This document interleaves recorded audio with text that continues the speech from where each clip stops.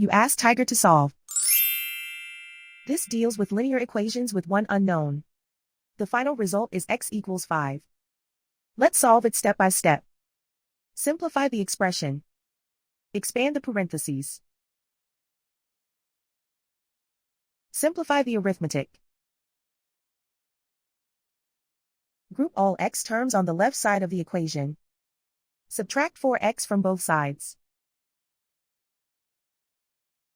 Group like terms. Simplify the arithmetic. Group like terms. Simplify the arithmetic. Group all constants on the right side of the equation. Add 2 to both sides. Simplify the arithmetic.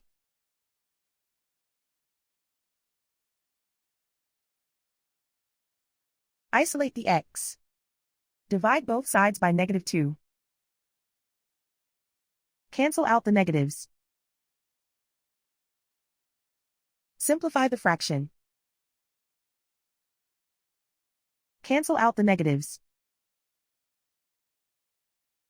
Find the greatest common factor of the numerator and denominator. Factor out and cancel the greatest common factor. And so the final result is x equals 5.